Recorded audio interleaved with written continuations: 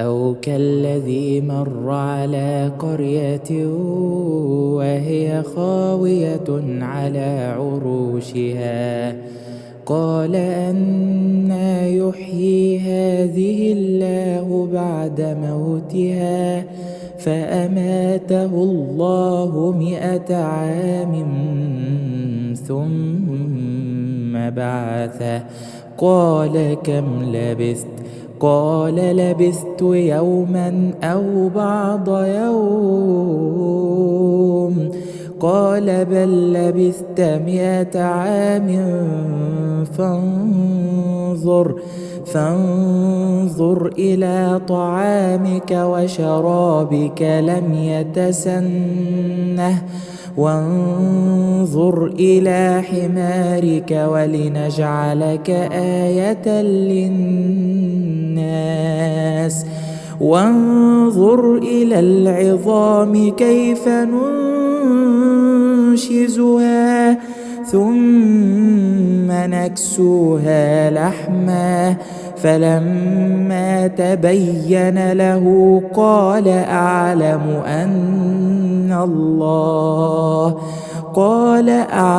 أن الله على كل شيء قدير.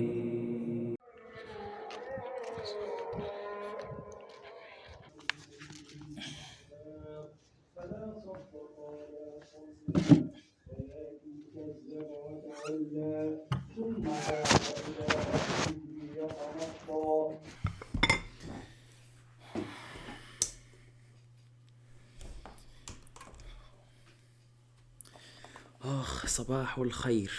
لسه راجع من صلاة الفجر دلوقتي، قلت يعني ايه جايب لكم هدية كده، والله يعني ان شاء الله هتكون هدية مفيدة وجميلة. استنى بس كده اما احط الكاميرا عشان بس ابان. انا مش عارف انا باين ولا لا. المهم انا جاي لك بهدية جميلة جدا، بس عايزك تركز معايا.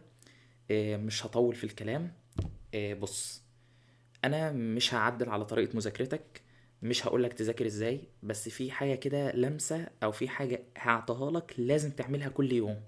يعني ما ينفعش ان شاء الله يعدي يوم من غير ما تعملها. طيب تعال ما نشوف مع بعض.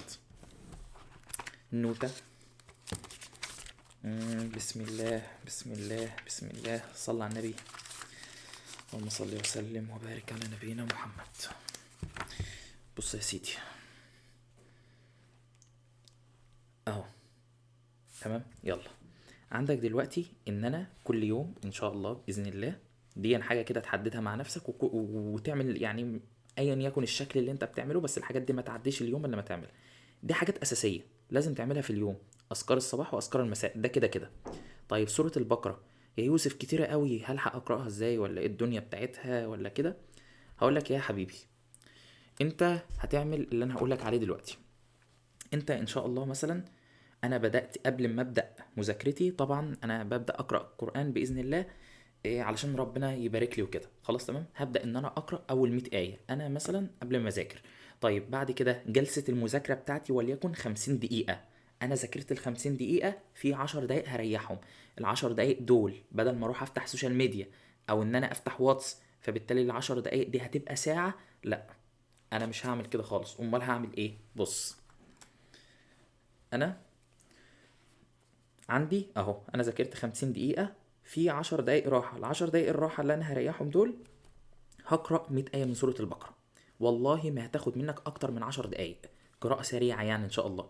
خلاص تمام، وهكذا 50 دقيقة ال 10 دقايق هتقرأ دي، 50 دقيقة ال 10 دقايق هتقرأ اخر 86 آية. طيب في حاجة تانية ده انا نسيت. طيب ايه حوار يا يوسف الالف صلاة على النبي دي؟ ده كتير قوي، ده كتير قوي كمان. انا هعملها ازاي دي؟ قول لي كده هتعملها ازاي. بص انا اقول لك حاجه، في اخر اليوم حرفيا هتلاقي نفسك قلتها. ازاي؟ مش احنا لسه بنقول ان احنا كان عندنا 10 دقايق بقرا فيهم القران باذن الله؟ طيب انا خلصت سوره البقره، نبدا في الصلاه على النبي. في العشر دقايق اللي ما بين كل جلسه وجلسه معاك حاجه زي كده، المسبحه دي اكيد عندنا كلنا، مفيش بيت مفيش فيه المسبحه الالكترونيه دي. تبدا تصلي على النبي في العشر دقايق اللي ما بين كل جلسه وجلسه. هتيجي على اخر اليوم حرفيا هتلاقي نفسك خلصت الالف. فما تعديش يوم من غير ما تعمل كده. ان شاء الله يعني هتشوف بركة وتوفيق ولو عايز تجيب امتياز ان شاء الله هتجيب امتياز. إيه بص، انت هتعمل حاجات انت مش مستوعبها. انا مش هقولك انت ايه اللي هيحصل، بس انا هسيبك انت اللي تقولي بعد فترة او بعد ما تجرب كده، تقولي ايه اللي حصل معاك. يلا، سلام.